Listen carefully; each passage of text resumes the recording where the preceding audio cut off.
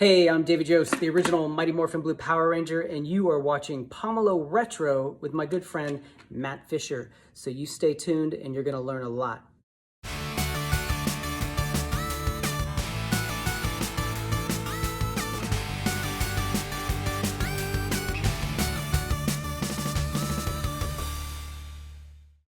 Okay, so before we start, there's a few things that we need to address.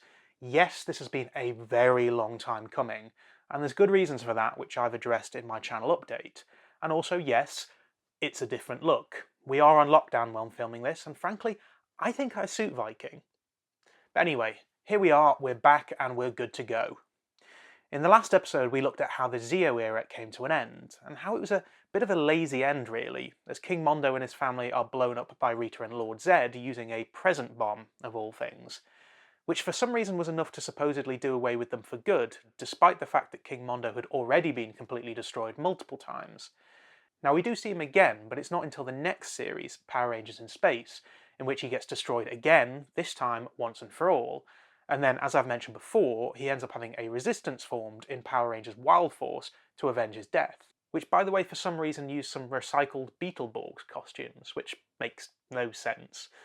Well, actually, having Shadowborg make an appearance wouldn't be completely out of the question, because we'd already seen Masked Rider appear in Season 3 of the Mighty Morphin era, which, by the way, stop commenting saying it was based on Kamen Rider Black RX, not Kamen Rider Black. I get it, I missed the RX, let's move on. Actually, while we're talking about feedback, yes, I know the morphing grid was supposedly fixed in Operation Overdrive, but that's just a cop-out. It doesn't actually properly explain things about how Rangers keep returning. I see you all in the comments, and I'm judging every single one of you. And besides, that has even more plot holes, like Zordon's sacrifice at the end of the next series, which again we'll get to, which turns Rita and Lord Zed into humans for some reason, and yet in Operation Overdrive, suddenly there's an evil, non-human son that suddenly appears, complete with Lord Zed's staff in hand, who should be at most 12 years old in this series, and human, but is clearly older than that, but wasn't affected by the wave of good energy released by Zordon. And they bring back Alpha to fix the morphing grid, even though he says he's not the most qualified to do it. That would be Billy, but they didn't bother trying to get David Yost on board, presumably because of how he split with the show. So don't Operation Overdrive me. Don't embarrass yourselves. Now where was I? Ah yes, Shadowborg.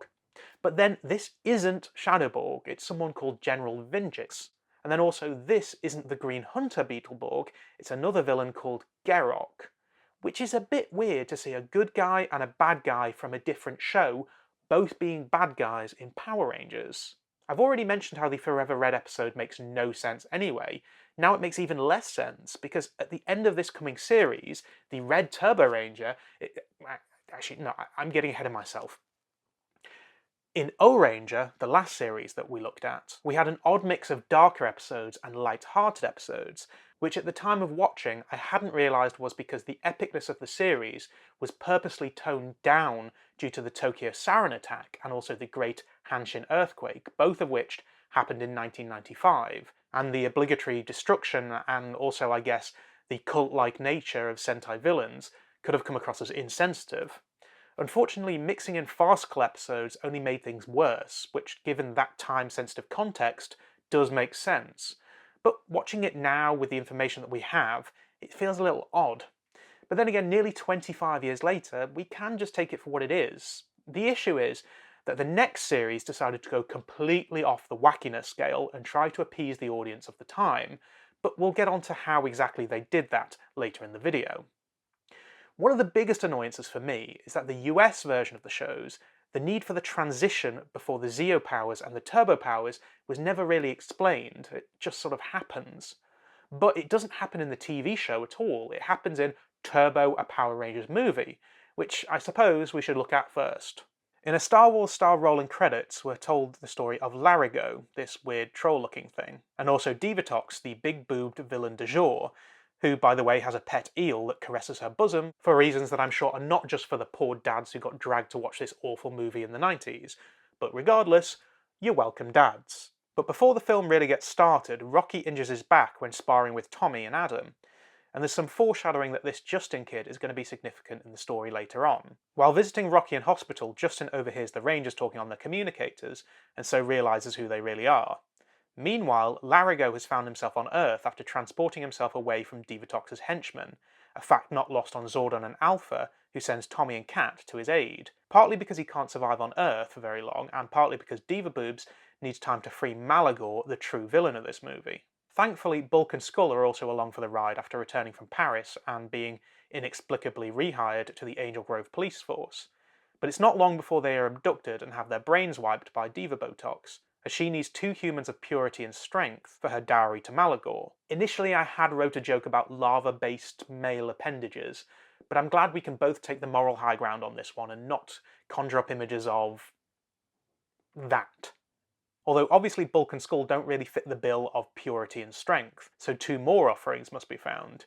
It just so happens that Jason and Kimberly happen to be scuba diving near Dominatrix's submarine and soon become her new prisoners. And it also turns out that Bubarella has Larigo's wife and child being held captive too, because evil. Kat and Tommy find Larigo, but when he realises that his family are at risk, he agrees to turn himself over to Captain Cleavage in exchange for the release of the former Pink and Red Rangers. Only they're tricked, and Dita Von Teese now has Larigo, his wand, and the Rangers too. Cue a bit more suggestive imagery for the dads. You're welcome, dads. And then all of a sudden we're talking about new Zords. Just out of nowhere, the Zeo powers aren't enough, so we have to make some new ones. No introduction, no reasoning, nothing. There's not even really an explanation as to why the new Zords are cars either. It's something about using them to travel to where Larigo is, but I don't see why they need to be cars of all things. Anyone can drive a car, and why couldn't the Zeo Rangers drive these new Zords? We never actually see the Zeo Rangers in the film at all. Kat nearly morphs when she falls off a cliff into a river, but doesn't manage it in time. But it seems originally there was actually an explanation, only the writers, or the editors maybe, just decided to cut it from the script. One of the things that was cut would have been that the Zeo powers are destroyed somehow, and then Billy creates new Morphers and Zords so they can take on Christy Mack's 90s cousin, you're welcome dads, and that would explain why Billy kept sneaking off to work on things during the arrival of the Gold Zeo Ranger in the previous season, something that was never really clarified. But as I explained in our last video, David Yost left the show due to being persecuted by some of the production team for being gay, so wasn't available for the second film. Although he was originally going to be, so that might be what the original plan was going to be, that he created the turbo powers and that they'd been destroyed, so that's why they were brought in. I think. The script was rewritten to have Adam and Tanya go and try to save Jason and Kimberly, but their suits are destroyed, I guess along with their powers, and hence the turbo powers are then introduced. Johnny Young Bosch posted on his Facebook page in 2013 that they started filming some of the scenes that would lead up to this, but it was eventually cut. Perhaps the image of the torn suit would highlight the fact that they were really just spandex. But then again, that happens at the end of the TV show anyway, so I don't really know why this decision was taken. And while we're at it, can we just take a sidestep and point out that the new morphing phrase, shift into turbo, doesn't actually mean anything. You can't literally shift into turbo. That doesn't make any sense. But I think I know why they ended up with this as the new slogan, and it wasn't by choice. How much do you want to bet that they actually wanted to sub "It's morphin' time" to "It's turbo time"? But they couldn't do that because then they'd have Arnold Schwarzenegger on their asses. It's turbo time! You weren't expecting a Jingle All the Way reference now, were you? But that came out in the holiday season of 1996, and Power Rangers Turbo in early 1997, so I genuinely think that they got beaten to the catchphrase by Turbo Man, which, let's be fair, was kind of a Power Rangers parody in the first place, with its Demon Team villains and its Lord Zed-inspired Dementor, although they do sneak it into episode 3. Initiate Turbo Megazord! Turbo up! It's turbo time! There's no getting past me. But anyway, as we could have guessed, Rocky is forced to give up his powers, or at least not take up the new powers, as he should have the Zeo powers if they haven't been destroyed. And then Justin is chosen to be the new bite-sized Blue Ranger, like Ko and Riki in Super Sentai. The new Ranger lineup reaches a sailing boat that is seemingly powered by their turbo keys. Because, is this a Zord? I mean, there's no turbo powers on a sailing ship. It's powered by the wind. Isn't it? although it can steer itself, so maybe that has something to do with it. But then it's got something to do with them choosing a boat rather than anything else, so as not to be detected by radar. But that doesn't make any sense because boats can be detected by radar. So the f do I know? Not to mention, it's beautifully clean in one shot and then creepy and cobweb-ridden in another, for reasons that are never explained, because why bother? Victoria's worst secret tries to force Larigo to open the gateway into the Nemesis Triangle. Don't ask. By threatening his family, but the whole thing is interrupted slightly as Jason and Kimberly flood the submarine to try and escape with Bulk and Skull, only Jason doesn't make it out in time as the emergency valves are shut before he can get through. And as they approach the island where Malagor's volcano is located, yes, he has a volcano, because that's just what supervillains do, we get a gratuitous shot of Kimberly's spandex, "You're welcome, dads," before she ends up getting captured again. And then we get a cameo from Rita and Lord Zed, but where are they? Regardless, I needn't have spent too long worrying about how a sailing boat fits into Power Rangers, as it's soon blown up, and the Rangers drive their new Zords to shore because everyone knows cars can drive on water. And then they finally morph as Divatox gets access to Malagor's temple. Not an innuendo, but it can be if you want it to be. Kimberly and Jason are sacrificed to Malagor, but they don't die, they become children of Malagor and join the fight against the Rangers. Larigo snaps Kimberly and Jason out of their trance, so Elgar is thrown into the fire to revive Malagor.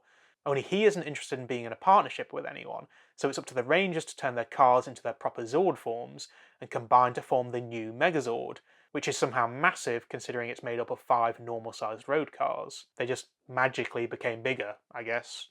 A quick tumble over the cliffside is enough to do away with Malagor, and that's the end of that. Seriously, this unbelievably strong evil entity just gone like that. You know, you wrote me back in with Zeo, and then you dropped this shit on me. But unlike the first movie, this one actually is canon and leads to the first episode of the TV show. A noticeably less sexy Divatox returns, and apparently Elgar didn't die after all, despite being dropped into the fire of Malagor's volcano. Seeking revenge, Divatox rallies her troops for a fight against the Power Rangers, one that should last about 45 episodes. But the old teenagers with attitude are getting on a bit in years now, and preparing to graduate, and even though Justin has just taken over as the Blue Ranger, Rocky is still around, despite his back injury. Well, he's around for at least another couple of episodes anyway, before disappearing. Apparently taking down some of the world's most dangerous villains is one thing, but a tumble outside of a boxing ring is enough to take him out for good, to the point where no one even asks about him anymore. As I say, he should still have the power of the Blue Zeo Ranger, even though that never comes up in the series. In fact, it never comes up again. And naturally, leaving the team means that he disappears from the Rangers' lives completely once the handover to Justin is complete. Because apparently once a Ranger, wants a Ranger. Not to mention that despite being in the film, we don't see Jason or Kimberly again at the start of the show. They're just gone. Poor Bulk and Skull become the first to come into contact with Divatox's minions again, and they do stand their ground this time, but then get turned into chimpanzees. Because... But it's okay, because this little prick comes to their rescue before anything further can happen to them. Anyway, Divatox attempts to blow up the Angel Grove power plant, although she only really seems interested in disrupting the Rangers' graduation ceremony rather than world domination. That can come later, I suppose. Lieutenant Stone finds Bulk and Skull, without realising who they are, of course, and just decides, yeah, why not? I'll just keep these seemingly wild chimpanzees for myself. Oh, and Bulk and Skull who? It's not weird that they disappeared at all. Who cares? I have monkeys now! Larigo then reappears to help Zordon depart Earth, or at least depart the time warp that he's trapped in. For some reason, something involving a wormhole. So he can then return to his home planet of Eltar. Now, remember this moment, because this is going to be very important for the next video. Cue a ridiculously obvious shift in Japanese footage, and a remote-controlled car chase, which is just absolutely impossible to follow, but is meant to be our first Zord sequence. At one point, Tommy has to check the manual to figure out how to enter the docking sequence, then Elgar crashes and blows up, only to be fine again in the very next shot. They form Megazord, but only for them to let the enemy scuttle away anyway. Oh, this is going to be a long one, isn't it? After all that, Zordon leaves with Alpha, but Divatox launches a device that's set to close the wormhole on them, trapping them forever. Then she sends 2 torpedoes to make her monster grow, because... reasons. Before the Turbo Megazord saves the day, allowing Zordon and Alpha to reach Eltar. But it's all okay because the Rangers are in good hands, as Zordon has left a being called Demetria in charge, along with a new robot, Alpha 6. And can we just play Alpha 6's intro, please? What you talking about, alone? What am I, invisible? Alpha? Yeah, that's me all right. Alpha 6, the latest and the greatest in a... I don't know why either. This isn't even mentioning that Demetria is apparently from the planet Inqueris, which means she can only speak in the form of a question, because apparently a version of Alpha with a Brooklyn accent, a smart-ass 10-year-old ranger, and nonsensical plot points weren't quite annoying enough for this season. But not only that, they don't even remember this when it comes to the end of the season. In episode 4, a new monster called Chromite sets out to detonate a bomb made out of paint that just slowly drips out of tins, instead of, you know, planting a normal bomb, I guess. And then steals Adam, Kat and Tanya's powers to create some Shadow Rangers, which, to be fair, do look a hell of a lot better than Lord Zed's attempts at Clone Rangers, which appeared in both Season 2 of the TV show and also made an appearance in the early comic books. Also, can we just point out that seeing as Chromite has a male voice, we can assume that he's male, but when introduced, he's seen marrying Elgar, for some reason that's never really explained. So I guess this is the first gay character in Power Rangers? As while David Yost was gay, Billy was straight, I think. Although he does end up with an alien, who I'd assumed was female, but then maybe she just looked like a female human? But it's a bit of a weird move given how David ended up leaving the show, and it's not even like it's done in a way that would maybe be a tribute to him, it just kind of gets glossed over. He's a gay character, moving on. Actually, it turns out that these Shadow Rangers are made of light, somehow, and to destroy them, all you need to do is throw them into a shadow. What? And how is the Pink Ranger alive? It's a f***ing cave. There's no light anywhere. The little nightlight things don't do anything. And after all that, the Rangers are able to defeat Chromite by using Megazord to block out the sun. Come on. Not even Finster would create a monster that couldn't even make it past sunset on the first day. And even Elgar doesn't seem too shaken up that his bride/groom has just bitten the dust. Then all of a sudden we learn that Ernie, the owner of the juice bar from previous seasons, has had to leave to build bridges over the Amazon, which is a bit of a weird thing to write into the story, especially when in real life the actor who played him had to leave the show to deal with his obesity and smoking problem, which leaves Lieutenant Stone, who not only hasn't bothered to file a missing persons report for Bulk and Skull, but has also now bought the juice bar and set up somewhere for the two chimpanzees to live, not knowing that they're actually Bulk and Skull, and also assuming that he knows how to take care of chimpanzees through his previous career as a police officer. Are you still with me? Because this is just the beginning. In episode 5, we're introduced to Visceron. No, not him, who has an important message for Demetria, but is captured by Divatox, whilst yet another slow-moving detonator on a bomb ticks away. Stick with these detonators, because there's a lot of them. Only this time it actually explodes and mortally wounds Visceron. Only it doesn't, because the power of friendship magically makes him better. Or something. And he's able to deliver a message that Demetria actually has a twin sister. I wonder who that could be. Episode 6 starts with a pushcart race that couldn't hold a candle to the opening scene of Cool Runnings. Jingle all the way, Cool Runnings. You're welcome. When it comes to the big race, Divatox unveils another slow-moving detonator, but Porto goes rogue by trying to destroy Angel Grove. Cue the Rangers in go-karts, who are, for no reason whatsoever, making their way into town via a racetrack. The Rangers break out the turbo ram cannon, which does f*** all, a little bit like the slow-moving detonator does. Porto then gets transported back, and the chimpanzees win the kart race. Aren't animals funny and charming? All warm, fuzzy ending. It's a pretty nothing episode, actually. It isn't important to the plot of the series at all, but I mention it because the go-karts appear again in multiple episodes, but don't really do that much. But they do play a more important role in the Japanese show. Not to mention it's just another episode of many to include a useless slow-moving detonator. In fact, for the first 16 episodes, there's one in every single episode of the show. We even end the season on one, but we'll get to that. In episode 13, a spaceship crash lands on a beach near Angel Grove, and we're introduced to the Blue Centaurion. Apparently he's an intergalactic police officer from the future, with a message for Demetria, another one. Divatox captures him and imitates Demetria's voice. I wonder how she's able to do that. Strokes beard. And he warns her of the destruction of Earth from Rita, Lord Zed, Divatox and King Mondo, despite the fact that he was supposedly destroyed in the last series, but again that does come back around in the next series. He also tells her of a force standing in their way, which we don't actually see, but we're left to assume is the Power Rangers. Maybe. Or Astronomer from Power Rangers in Space? Or Zordon? I don't know, it's never explained. So Divatox has the Blue Centaurian rewired to think that the Power Rangers are evil, but thankfully she makes it pretty easy to reset him back to normal using the big red button in his back. Have you tried turning it off and on again? Cue the Blue Centaurian going all Megazord meets Robocop, and we have our equivalent, I suppose, of the 6th Ranger. But what we don't realise is that we're actually being drip-fed new characters.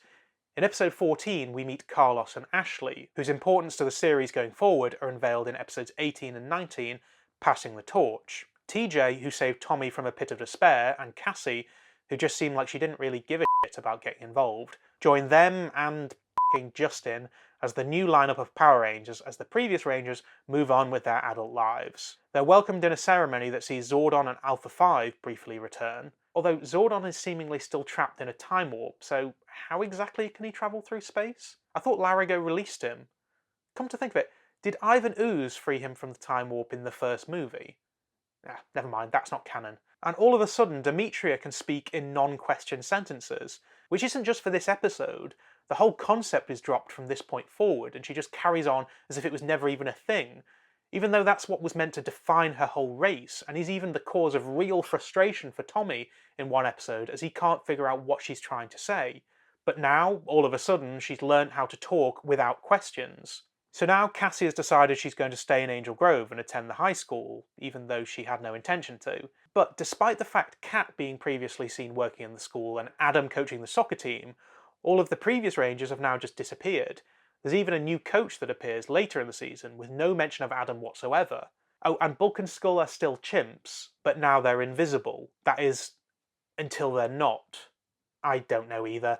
Again, it's just something that happens. There's no explanation. One episode they're chimps, then they're invisible, then they're just themselves again.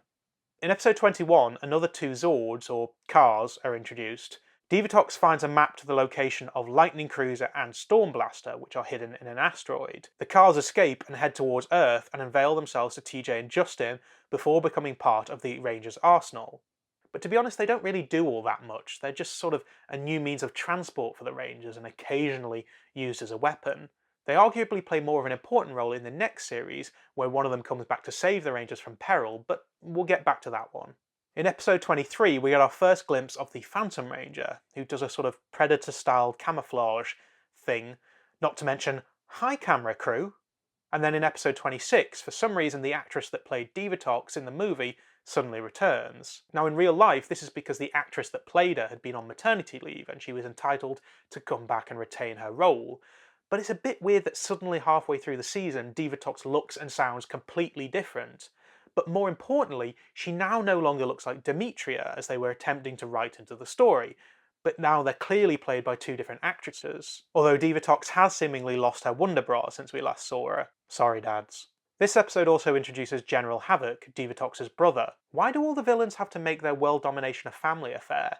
Rita marries Lord Zed and brings in her brother Rito, as well as her father, Master Vile, and then later their son goes into the family business.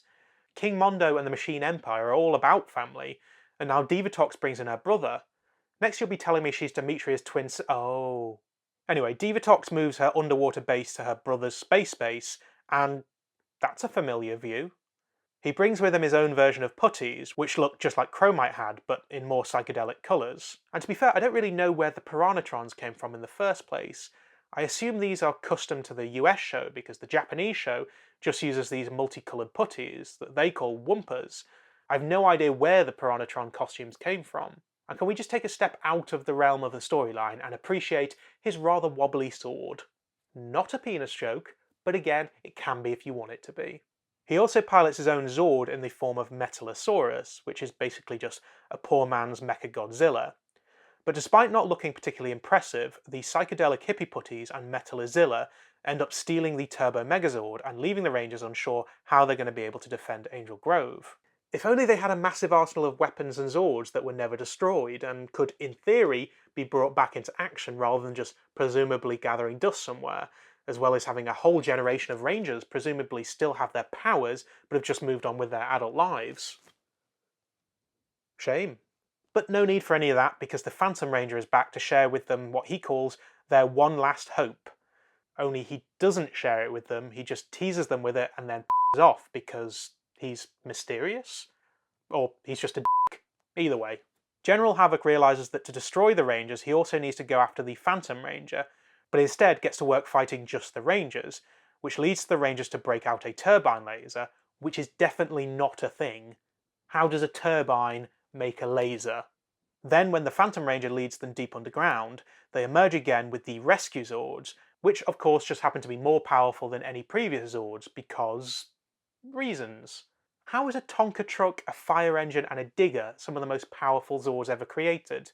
And then seriously, just watch this. Hope you don't mind if I take a parting shot at you. And the award for Best Special Effects goes to... anything but this. In a trap set to catch the Phantom Ranger, Divatox and Havoc pretend to turn Cassie into stone, as she's a little bit in love with the dick. And the only way to bring her back is with the Phantom Ranger's power ruby, which is then stolen, as it was never really Cassie in the first place. The new Zords transform into larger forms, but then form the new Rescue Megazord. I told you they'd run out of superlatives in the last video. And then with some ridiculously big guns, they put an end to Metalosaurus for good. But even so, Divatox was still able to retain the ruby, so she installs it in a battery that is then fitted into Turbo Megazord to turn it against the Rangers and the Rescue Megazord, leading to an epic battle between the two. Actually, I'll give them that one, that's a pretty good twist. Obviously the Rangers win and are able to liberate the Turbo Megazord and the Power Ruby, the latter of which they're able to restore to the Phantom Ranger.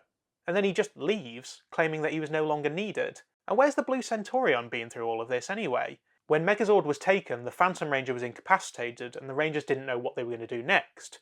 So where was Blue Centaurion hiding? He doesn't appear again for another 3 episodes when he gets turned evil again. In episode 30 we learn that Ashley is actually a robot. Oh, for f***'s sake. Actually no, because TJ, Carlos and Cassie are robots too. Good? But it's all actually an experiment by Zordon, who created robot versions of the Rangers to assist the real ones. Justin was just the control bot who didn't really know that he was actually a robot, and was meant to verify how real they could really be. But then they just get transported to Eltar and we never see them again. We're just left to assume that they get destroyed at some point, never to return. Although that could actually explain why there's a full set of Turbo Rangers in the Super Mega Force Legendary Battle, as those could be the Robot Rangers. But does that mean that the turbo powers were duplicated somehow?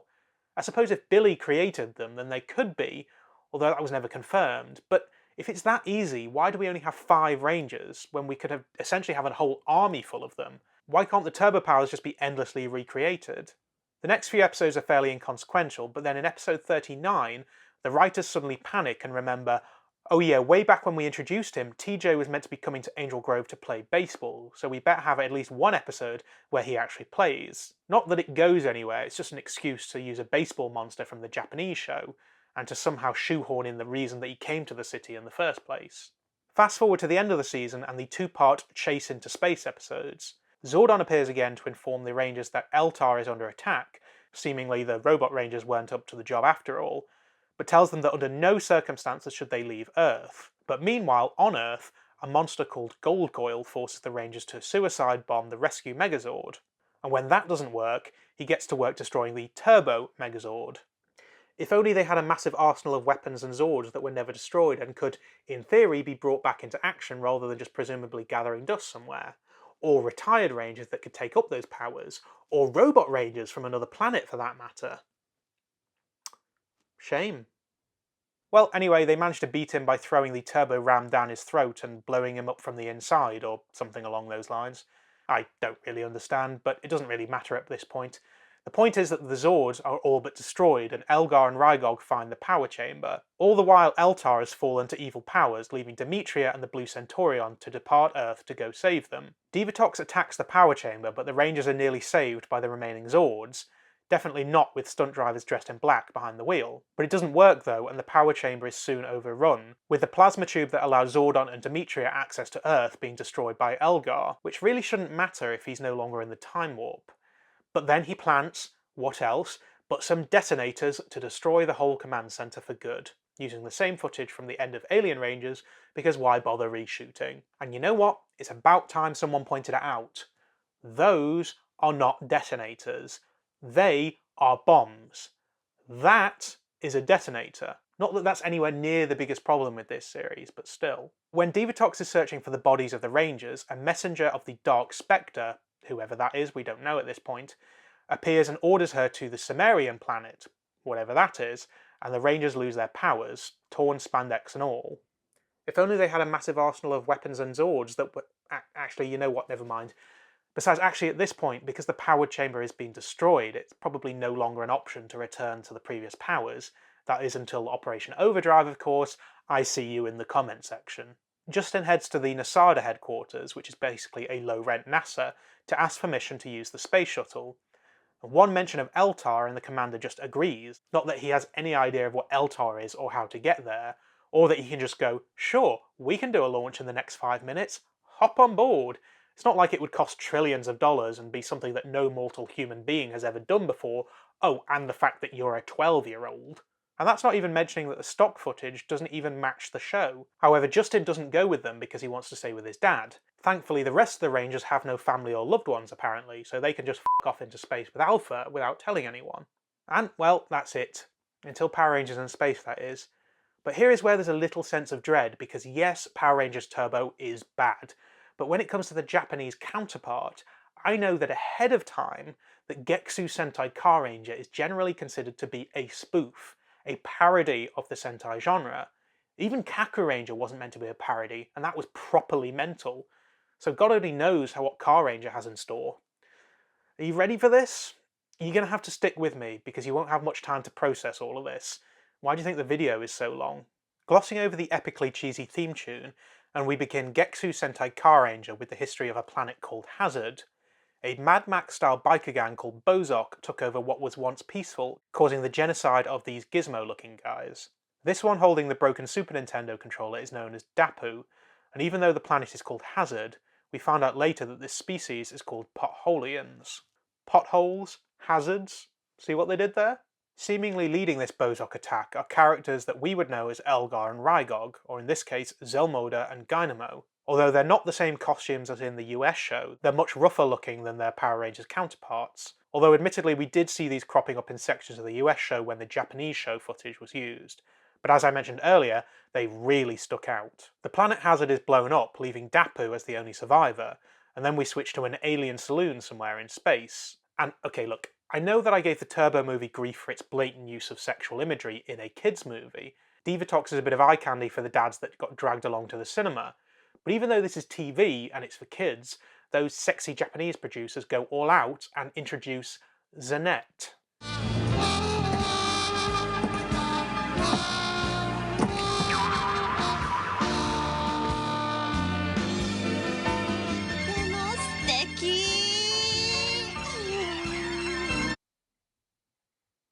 Sorry, what were we doing? No, you're right, very unprofessional of me. We can always get to that later. You're welcome, dads. The monsters agree that their next conquest should be Earth, but a series of lights across space suggests that legendary cars have chosen 5 youths to yield car magic to transform them into Car Rangers. Of course they did. Upon realising that they were on Earth all along, Dapper uses his broken SNES controller to escape the Bozok and transport himself to Earth. And on Earth we're introduced to a group of mechanics working from their small garage in Japan called Pegasus.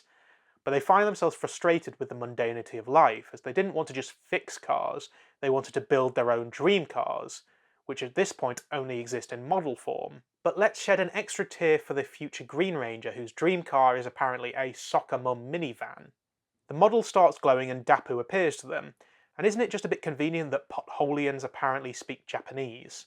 And although they're not aware that they're apparently the new Car Rangers, they do seem aware of what the Car Rangers are. Seemingly the irony that their dream cars also happen to be the legendary cars of the Car Rangers is lost on them. Warning them that the Bozok are already on their way to Earth, Dapu uses car magic to turn a balancing machine into a secret base for the Car Rangers, as well as making a bunch of go-karts appear out of thin air, called the Speeder Machines, as well as their XL changers, or basically their morphers. The Bozok appear in a flurry of psychedelic putties, or wumpers, that we saw at certain stages of Power Rangers Turbo. They claim that all vehicles on Earth are actually living things that have been tamed by humans and have forgotten how to fight. Dynamo commands them into action and they begin to turn on humans, causing chaos, requiring the Car Rangers to come out of their hideout and into battle. Only they don't really want to, so Dapu has to hogtie them and drag them out to face the Bozok, also entering into a battle with Zelmoda, which was clearly a massive mistake because he gets crushed. But upon telling the Rangers, or at least this point the mechanics, about how the Bozok killed his mother and how he promised her as she was dying that he would protect the universe by finding the Carrangers, Dappu seemingly dies, leaving the keys to the XL Changers and leading to the first, rather underwhelming, morph sequence. But obviously Dappu's not dead, he's just a sneaky little gremlin. Either way, the Rangers jump into their go-karts, or their speeder machines, and head out to deal with the out-of-control vehicles, which apparently was just as simple as pulling the keys out or just rugby tackling a rogue tricycle. So why did they need to morph? After dealing with a few of the colourful squid putty things, Dynamo turns the fire engine into a monster. That's why they needed to morph. And then the monster goes on a rampage causing destruction, and then this. Could we put that into 90s 3D, do you think?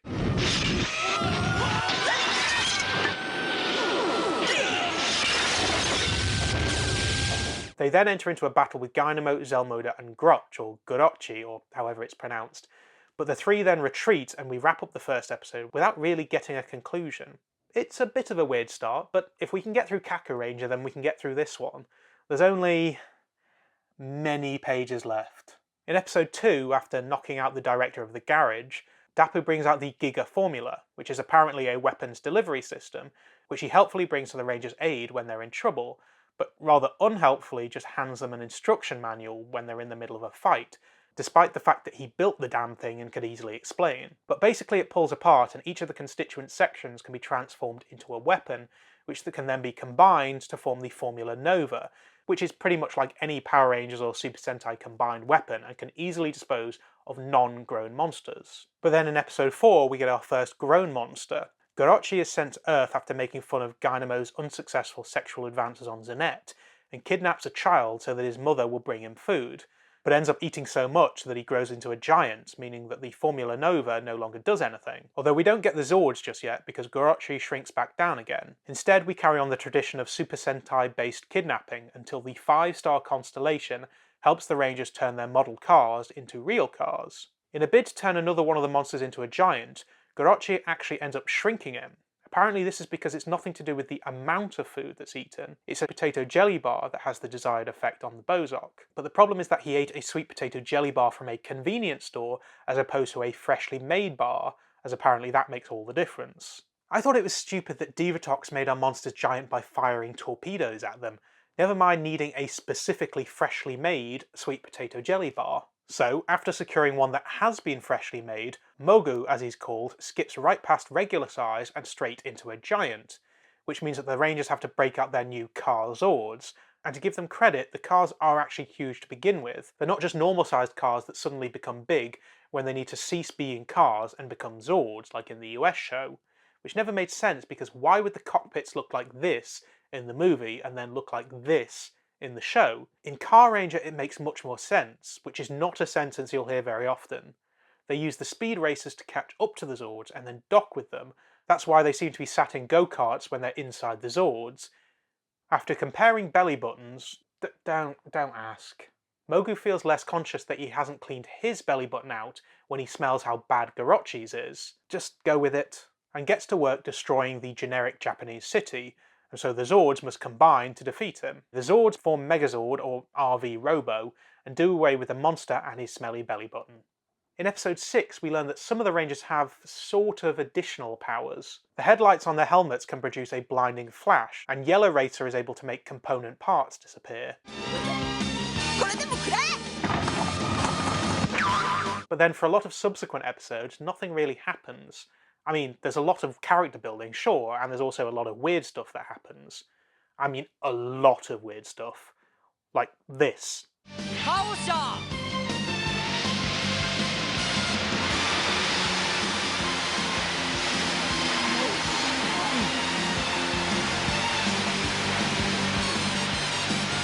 Or this.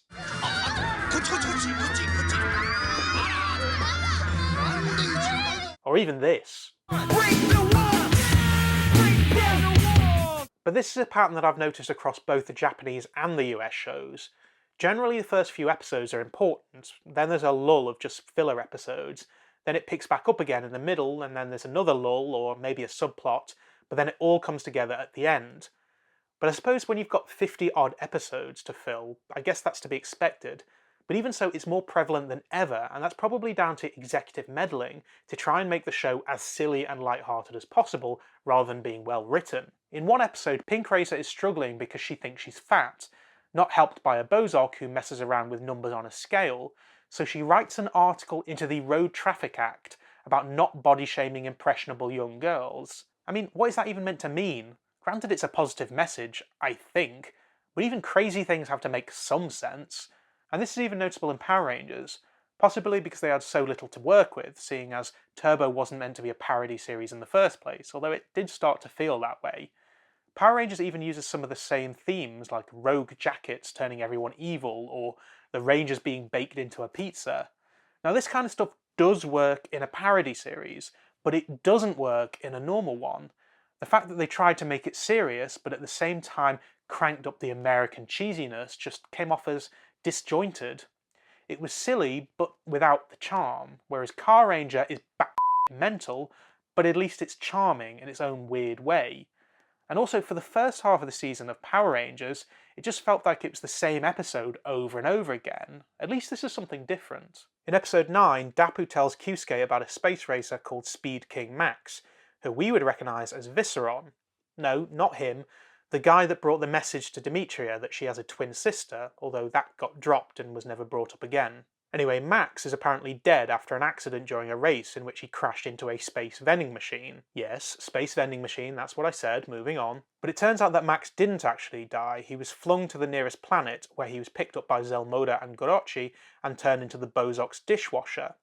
They use a Super Soaker to wipe his memory. Yes, that's what I said, Super Soaker to wipe his memory, moving on. But after getting behind the wheel of a car, he starts to regain his memory. The Bozok try to stop this, but Max steps in to protect Dapu and gets killed by Zelmoda.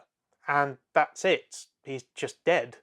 It's weird that he'd have the prominence that he did in the US show when he's actually a pretty forgettable character in Carranger. You never see him again after episode 9.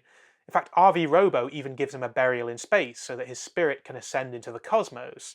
I mean, admittedly he doesn't have a massive role in Power Rangers, but in Carranger he's just a throwaway character. Literally. In episode 12 we're introduced to Signal Man Police Coburn, henceforth to be known only as Signal Man, an intergalactic traffic officer from the planet Police, and now seemingly stationed on Earth. He'd been hunting the Bozok for vehicular genocide, and I assume other forms of genocide too. Although he seems more concerned with giving them speeding tickets and locking them up for drink driving than anything else. And even when the Rangers save him from the Bozok, he still insists on giving them all parking tickets too. But even so, he's not technically on their side. He turns against them in episode 13 when Zanette, in disguise, convinces him that Carranger are beating people up for pointing out their traffic violations. Obviously that doesn't last very long, and sooner or later both Signal Man and his Surrender Zord join forces with the Carrangers against the Bozok, becoming somewhat of a 6th Ranger, but not quite. We'll come back to that.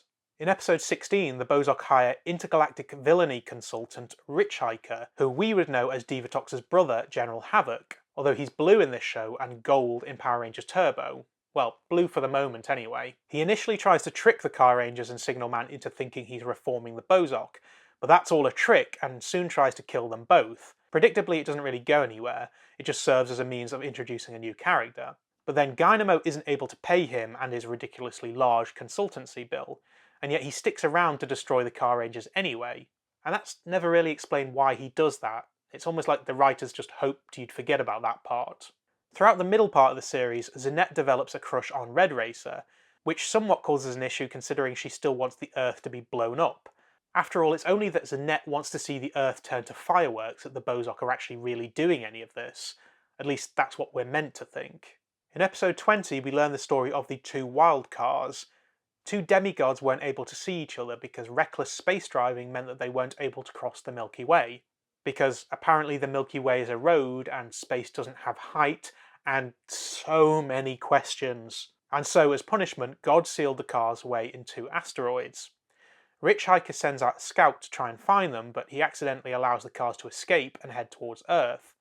Zelmoda then manages to steal one along with Naoki, while Kyusuke attempts to tame the other, with it taking off into the air and eventually towing Naoki to safety. The two then become part of the Carranger arsenal and can act as individual swords, although obviously much smaller. In episode 25, a new character arrives, riding on a shooting star. At first, we only know her as the mystery girl that jumped the queue, if that translation is right, which I assume it isn't. And then later in the episode, hang on, wait. Why does Signal Man wear swimming trunks at the beach and nowhere else? He's a robot, isn't he? Can he even go swimming? And even if he can, does that mean that he's naked most of the time? Why am I even questioning this? Back to the story. The Bozok appear with what looks like the worst Star Fox cosplayers ever. You're looking good there, Slippy. And this gang's sort of the equivalent of the Evil Rangers in Turbo, known as Gang Rangers. Careful how you pronounce that. Although they don't really seem to cause much chaos. I've noticed that there's a distinct lack of buildings being destroyed in this series, but maybe that's done on purpose, given the reaction to O-Ranger. Anyway, that's not important, because what is important is that this young girl seems to be the actual 6th Ranger. The karmic power, I'm assuming that's not a misspelling as it's literally automobile-based karma, has apparently sent this girl known as Radietta Fanbelt to join the Carrangers on Earth. She uses her wand with a few choice Western-sounding magic words to transform. So, let me just check this. Tiramisu Cognac Mille-Feuille. Is someone just messing with the subtitles, or is that actually what she says? Even though she does transform, she doesn't take on the full Carranger suit, more of a dress with a headband. And that's presumably why we never saw a 6th White Ranger in the US show, because she's not helmeted, so you'd need the same actress. Cue the obligatory Japanese upskirt shot for no reason whatsoever other than she's a young girl, and then she throws a bomb at the Gang Rangers, but it'll only explode if they can't answer her riddles. Ugh. Why can't someone just have a bomb that uses a remote or something? Why does it have to be a slow-moving detonator or a riddle-based mechanism? Obviously they don't guess the right answer and the bomb blows up. And to make it even worse, it wasn't even a riddle, it was a bad dad joke. But at least one that isn't lost in translation so we can all understand it. Mamaya's favourite fruit is papaya. Papaya. It's a Mama Papa joke, but with fruit. Exactly my response. And then it turns out that she's not even the 6th Ranger at all, even though she has the number 6 on her suit dress thing. She's just a fan that happens to know magic. So after the Rangers tried to explain that a cosplayer shouldn't be trying to save the world, fair point, well made, she goes off crying and is later captured by the Gang Rangers, only she's able to transform into Dynamo and trick them into releasing her, and during the ensuing battle, the Gang Rangers lose Zanette's ruby, only it seems to match a jewel that Radietta carries with her, which will come back around later, and suddenly I'm starting to see where a Power Rangers storyline was going, but never got there. But then after all that, at the end of the episode, she just leaves and doesn't return until much later in the series. However, I think I know why the Blue Centurion disappears for a bit in Power Rangers Turbo. It's because in episode 27 of Carranger, Signal Man gets a letter from his wife and son asking him to come home to the planet Police. Not because Police is under attack or anything, it's just because his son's 3-legged race is coming up, and obviously he can't miss that. This is also the episode with the Carranger pizza, which also includes Signal Man trying to arrest some rogue pizzas and a monster speaking Japanese in a supposedly Italian accent. And then in episode 28, when Ichitaro, essentially a kid who acts as Signal Man's junior deputy and is also the son of the guy that owns the Pegasus Garage, gets kidnapped and is to be devoured at the Bozok Festival. See, now that's more like the Super Sentai that I know. Kidnapping with impending gruesome death. That's their MO. After he's saved, both he and the Carranger eventually agree to send him home to compete in the 3-legged race. But in the same episode, Rich Hiker is horrifically burned when he ends up absorbing all the cosmic evil energy that was meant to kill Ichitaro, but it has the beneficial effect of massively improving his intellect, for some reason, and he raids Gynamo's secret account and uses the money to build a giant robot called Bray King. Bray King. You know, like breaking? It's a car joke. Well, I didn't write it, did I? He then orders Gorochi and Zelmoda to detain Dynamo and Zanette, after secretly agreeing to pay them off with some of the money that he stole. Rich Hiker is also now in a new gold attire, which would probably explain why he wasn't used much in Power Rangers, as he'd have to explain the sudden change in costume halfway through the show. And then, out of nowhere, the show tries to be a musical, with Dapu making up a song about training the Rangers, and they even make the Rangers mirror the entire audience's awkward faces throughout the whole sequence.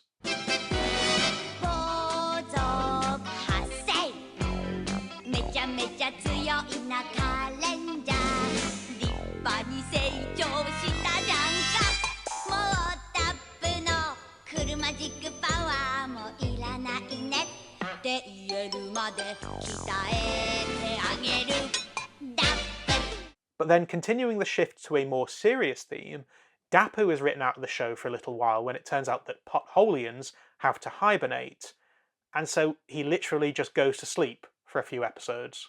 The Rangers enter into a battle with Rich Hiker and Bray King, and we get another musical moment with an outcast Zanette singing karaoke to Dynamo in a bar. When it seems that Rich Hiker is going to win, stealing RV Robo and then leaving the Rangers defenceless, enter VRV Master.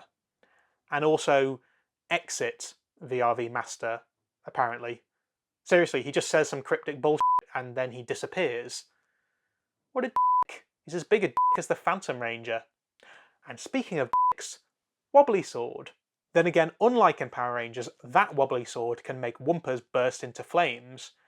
But weirdly, when Rich Hiker returns once again in Bray King, it's not actually to destroy anything. He's worried that the Bozok aren't smart enough, so heads to Tokyo to get some textbooks from an educational book fair. Now, admittedly he's probably going to steal them, but still, how is this the actions of an evil gang leader? VRV Master turns up again, claiming that he was sent by God to deliver the Rangers their new VRV machines, or Victory Ranger vehicles, that we would know as the Rescue Zords. So it turns out not only is he a dick, he literally thinks he's God's gift. They all enter the Tokyo Dome, which happens to appear in quite a few Super Sentai series. Maybe it was some sort of 90s advertising deal, I don't know, I'm sure it must have been a thing. And then they're introduced to their new Zords. Red Racer gets a fire truck, Blue Racer gets a police car, Green Racer gets a dump. I assume that's meant to be dump truck. And then speaking of potential 90s advertising deals...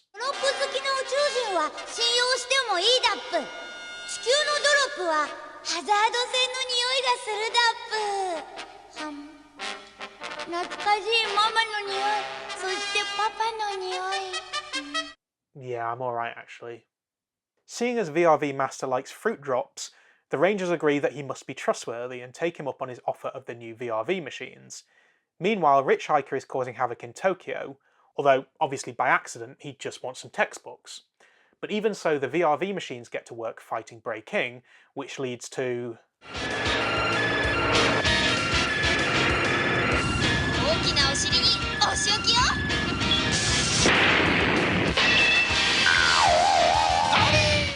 Nope. While Rich Hiker is off licking his wounds and fixing Bray King, he learns that VRV Master is the key to something with RV Robo. Only VRV Master is trying to be all Mr. Miyagi on the Rangers, teaching them a lesson by making them play volleyball. And when they question him, he literally just fucks off to play pachinko. Seriously, most of what he does in this series is just play pachinko. Then when he visits the barbers, why is he visiting the barbers when he never takes his helmet off? When he visits the barbers, he gets kidnapped by Rich Hiker. The Rangers come to his rescue, but when a modified Bray King causes them to have to transform the VRV machines into the VRV fighters... It's fun to stay at the YMCA. It's fun to stay at the YMCA. It turns out that the volleyball training was all about teaching them to use it against Bray King with his own bomb. To finish him off, they transform into VRV Robo and use massively oversized guns to do away with him for good. But then after all that, in episode 32, VRV Master just leaves Earth using a breakup video. Rich Hiker's death means that Dynamo returns with Zanette and gets to work turning RV Robo against the Rangers. This leads to a similar Megazord versus Megazord battle from Power Rangers, only Red Racer saving them is more because VRV Master insists that he needs to step up as the Car Rangers leader, and essentially goes on a rampage taking on the Bozok by himself, which I'm pretty sure defeats the point of being a better leader. After Dapu wakes up in episode 33 and also dresses in drag, don't ask because I don't know, and then yet another musical sequence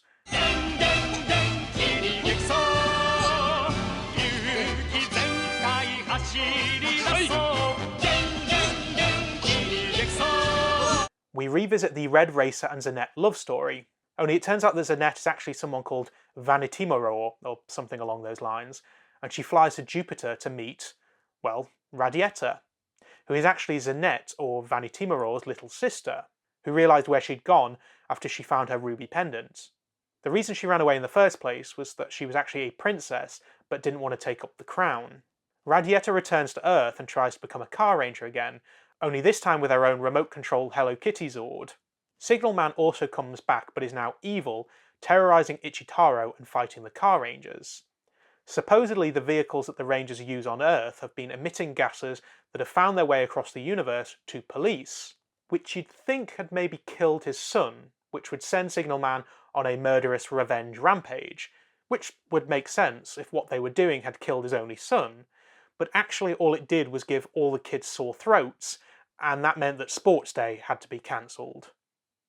He turned evil because his son's Sports Day was cancelled. I mean, I thought for a second it was getting good. I thought it was getting a bit edgy. You know, the good guys are actually unknowingly poisoning the universe, so there's now a moral dilemma between our protagonists. But no. It. But of course it wasn't the Carrangers producing the gases at all, as apparently their vehicles don't actually put out exhaust fumes, because they run on a mix of karmic magic and VRV power. After all, it wasn't just that Signal Man was angry about Sports Day being cancelled. The gas is actually something that is able to brainwash people, and the children don't actually have sore throats after all, nor does Signal Man really hate the Rangers. But it's not the Bozok that are behind it either, that's too smart for them. Either way, they need to figure out how to get the gas out of Signal Man's system. Dapu proposes giving him cider to make him burp, meaning that he expels the gas. I hasten to point out that the gas would be in his lungs, assuming he has lungs being a robot, rather than in his stomach, again assuming that he has a stomach. Anyway, it works because, of course it does, and Signal Man returns to normal. All the children on police also return to normal thanks to some cider that the Rangers send to their planet. Enjoy your white lightning, kids. And then the gas in the atmosphere just clears up, somehow.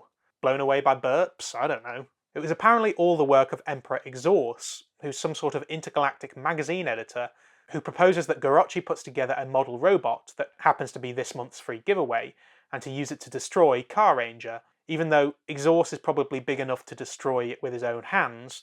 Look, there's only 11 episodes left, let's just get through this. Anyway, Gorochi forgot one of the final pieces, which causes it to fall apart just as they were about to win, and then we enter into another series of pretty nothing episodes. In episode 41, the Christmas episode, VRV Master comes back.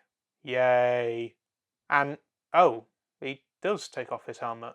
And Zanette also returns to Earth to give Red Racer something called an exchange diary, which I guess is kind of like a love letter diary kind of thing, which both of them are meant to write in it. Only she uses it to warn the Rangers of Exhaust's plan to kidnap Dapu and destroy the karmic power. VRV Master begins a speech about something, but then when the Rangers run off to save Dapu, he gets all pissy that he hadn't finished talking, and now no one is listening to him. Obviously, because he's a dick. Then when they do actually ask for his help, he calls them selfish for making it his problem. Honestly, how is this a good guy? Well, it's simple, isn't it? He's not a good guy. He's an asshole. But we keep coming back to them, don't we, girls? Why? Because he's damn sexy, that's why. But it turns out that he's actually Dapu's dad, which raises all sorts of questions, not least, why the hell does he keep going to the barbers when Hazardians, or Potholians, or whatever you want to call them, don't have any hair? And how the hell does he fit that massive bonce under his helmet anyway? Potholians? More like Plotholians. Oh, twizzle the moustache! But then he just disappears again, because even though he's Dapu's dad, apparently that doesn't change the fact that he is, let's say it together, a dick. He doesn't even seem to say where he's going, he just sends a Christmas card and some iced coffee. The Rangers then have to take on some animal-based Exhaust Zords, in which they're losing, but then Dapu's love for them causes an overload of karmic power that destroys the bad guys, and cue another musical moment.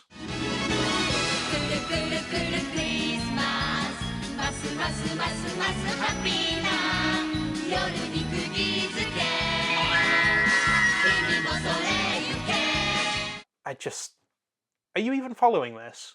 In episode 45, Red Racer finally decides to confess his feelings to Zanette, only when she finds out that he's actually just the test driver from Pegasus, she's not so sure anymore. Although all it really takes is a little bit of love, and she soon starts to realise that looks aren't everything. Nice message and all, but kind of harsh on the actor, essentially saying that Red Racer is sexy, but only when he's got a helmet on. Radietta then returns, this time able to turn her Zord into a giant, and thus probably becoming a legit 6th Ranger despite the lack of karmic power. Good for her, and calls on her sister to return to their home planet before Exhaust is able to lay waste to it. With a few magic words, ravioli, kishiman, linguini, she transforms into Vanitimoror and they leave together. In the final episodes, Exhaust has a plan to steal the Rangers' cars, as some sort of cosmic wine is supposed to make the Guardian constellations drunk, or something, who even knows at this point, and then he eats them for some reason, meaning that the Rangers lose their powers for some reason. The Bozok are then able to find the Carrangers' base and break into it to plant some slow-moving detonators. We were so close. 47 episodes in and we finally see some. But once the Pegasus is blown up, Exhaust has no use for the Bozok anymore, so decides to destroy them all, setting their base on fire and blasting it towards Earth to blow them both up, creating space for his intergalactic highway, which absolutely makes no sense whatsoever, as the entire series has been about driving through space without the need for any roads. So what is an intergalactic highway? The Rangers did actually manage to survive the explosion at Pegasus though, as VRV Master had dug them an underground tunnel earlier in the series. But he's still a though, because he then leaves Signal Man to deal with the Bozok's base, and then a subsequent Bozok attack, while also sending the untransformed Rangers to fight, while he just stands there doing all. He literally just stands there. After Vanity Mirror returns to talk some sense into the Bozok, the two agree to work together to defeat Exhaust, but then Kyusuke punches Dynamo out and steals their base. You see, this is what happens when you have VRV Master as your mentor. They literally just agreed to drop everything and work together to defeat a greater evil, and you just punch him to the ground. They manage to release the karmic power and become the Rangers again, but it doesn't actually destroy Exhaust, he just comes back as a smaller, more powerful version. So Dynamo eats a sweet potato jelly bar to make himself grow, only it's past its sell-by date and doesn't really work. So it's up to the Rangers to blow themselves up, kamikaze style, destroying Exhaust in the process. Or so they think. Not even blowing a hole through his stomach seems to do anything, so thinking quickly, Dynamo throws the remaining expired potato jelly bars into Exhaust's mouth, which reduces him down to human size, and they're eventually able to take him down for good. Cue happy ending with Signal Man returning home to police, Dynamo opening a restaurant on Earth, Zelmoda and Gorochi going to school, the rest of the Bozok forming a theatre troupe, Dapu and VRV Master taking a trip around the universe, and hang on, there's no happy ending for Vanity Mirror? How is that possible? You can't just leave it there. We spent God knows how many episodes leading up to the inevitable wedding with Kyusuke to ensure the safety of the universe through the joining of Earth and Fanbell, ensuring traffic safety for everyone. Am I the only one who's emotionally invested in this series? But of course that's not the actual end of it, because there is one last episode, and that's the obligatory crossover with the next series, that being Gekisou Sentai Mega Ranger. We start with a floating clam in space. Oh, here we go. And then on Earth, a young guy, although I'm guessing the actor is nowhere near as young as the character that he's meant to be playing, is late for school. His dad, nice hat by the way, isn't able to drive him as he hasn't had his truck back from the garage yet. I wonder what garage that could be. And then, wait, hang on. I'd know those leather trousers anywhere. Hoff? Is that you? Whilst at school, the pupils, who we assume are the Rangers, excuse themselves when one sees a light descending from the sky. It turns out that this light was the clamshell that we saw earlier. But before we find out what's inside, a member of the Bozok called Helmador appears, demanding that they hand it over. He steals it and then starts pouring water on it, for some reason, but what he hasn't realised that while his eyes were off them, is that the Rangers have morphed and they're now able to steal it back. Like in previous crossovers, they don't really know how to deal with this monster that's from another gang than what they're used to. And even bringing in a 6th Silver Ranger doesn't do the trick. The Bozok grows giant, seemingly without a sweet potato jelly bar, and even bringing in their own version of Megazord doesn't really do away with him. It turns out that these Rangers had actually received a warning from Dapu that a member of a biker gang was coming to Earth and that they needed to protect the Ray of Hope, seemingly the clam thing. It's meant to be able to grant wishes, but it's swiped by Kyusuke and the rest of the Carrangers. They retreat to Pegasus but are being tracked by the Mega Rangers. They too have received a space fax from Dapu. Yes, space fax, that's what I said, moving on. That explains that this thing is called Pikoto and is capable of granting 5 wishes per planet. I'm not sure what planet the Bozok are from, but Earth has already wasted 2 wishes on a giant cake and some katsu curry. A group of monsters from the Negiregia, or something along those lines, turn up and the 2 sets of rangers join forces to save Pikoto, who actually looks like whatever this is. While chowing down on some food, apparently from Gynamo's restaurant, the Rangers are reunited with Dapu, only it's not Dapu, it's the Bozok in disguise who once again steal Pikoto.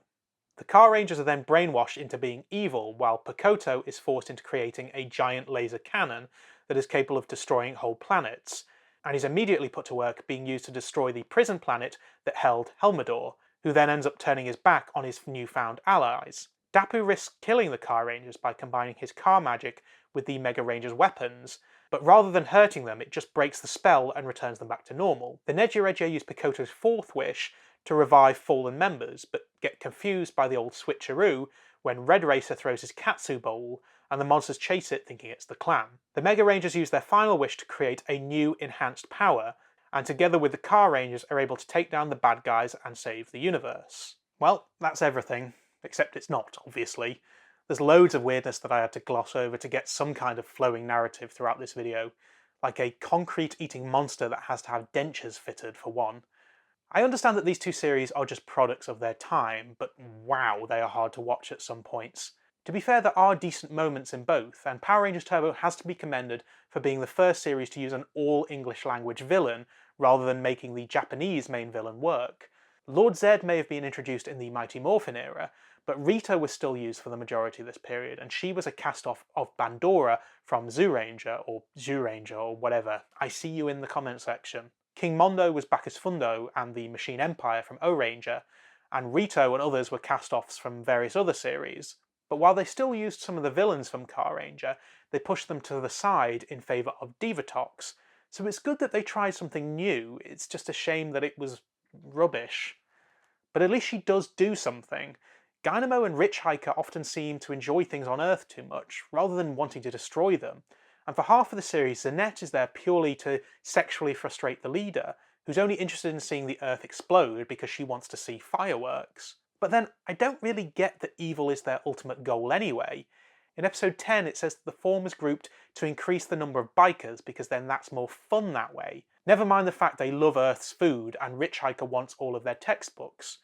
And unlike in previous seasons, where the Zords are more or less just vehicles to be controlled, the cars in Power Rangers Turbo are sort of alive. They're sentient and have personalities, a bit like roided out Herbie Lovebugs. And speaking of silliness, there's even an episode where Cassie's dog gets turned into a human, but let's not go into that.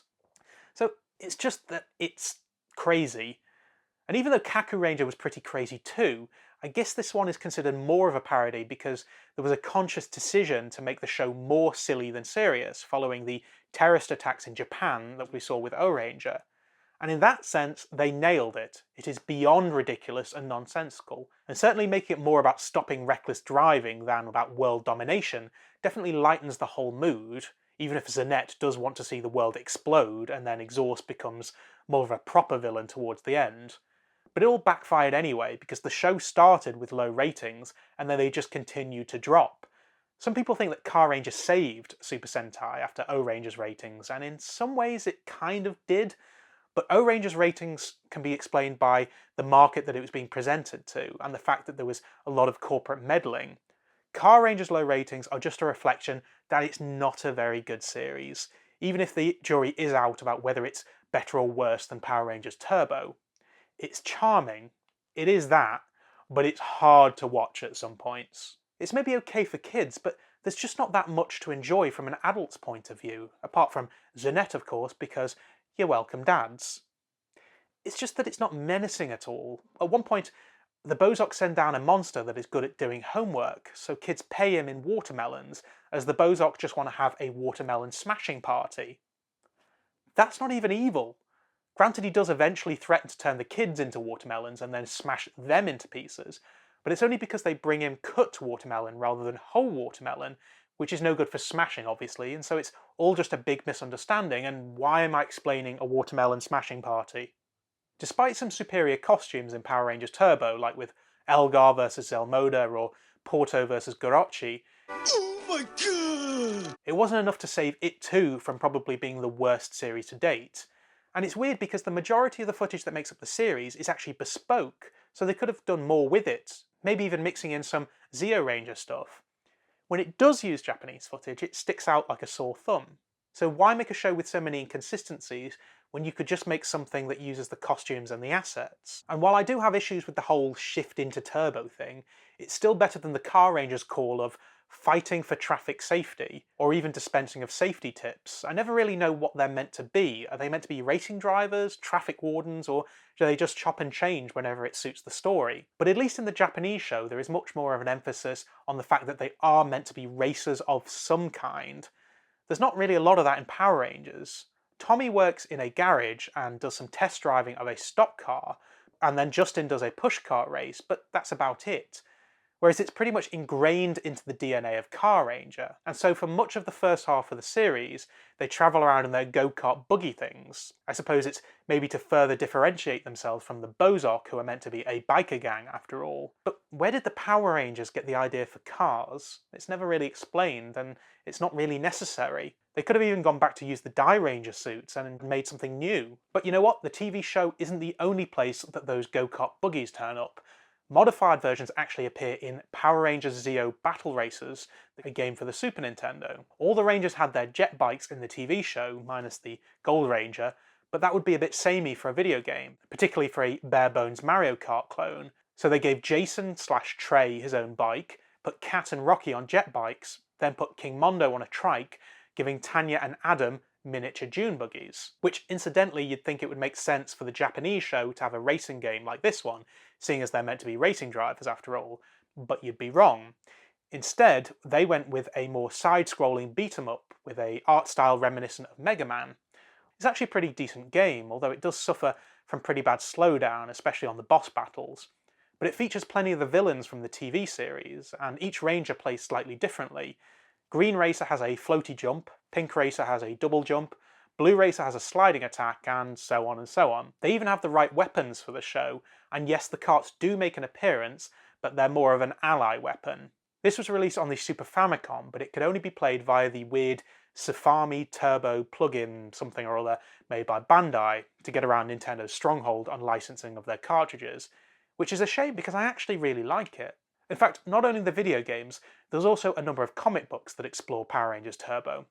It's difficult to go through them because some of them are almost impossible to find, and besides, Linkara has already done some of it in some cases. But the point is it all comes back to further muddy the waters when it comes to Power Rangers Wild Force, as it's one thing to use the suits from Beetleborgs as villains in the Power Rangers universe, but the comic series establishes that Beetleborgs actually do exist in the same universe. Well, technically anyway.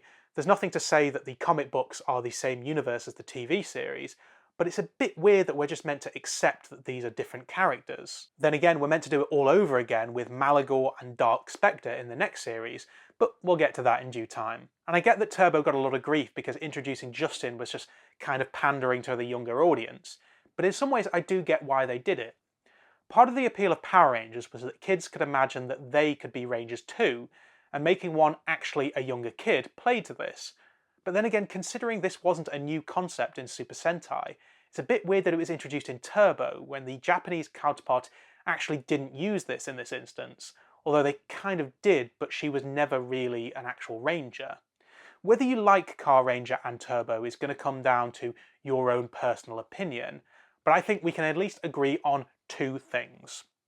Slow-moving detonators are useless, and VRV Master is a Even so, it's hard to recommend watching either series nowadays, except for the fact that, at least in the Power Rangers case, the next series, Power Rangers in Space, wraps up some pretty significant loose ends. But until we get to that video, well, everybody samba! 早朝は怖い顔して楽しく踊ろうよサンバ戦いが終われば天のキックは優してたりしてね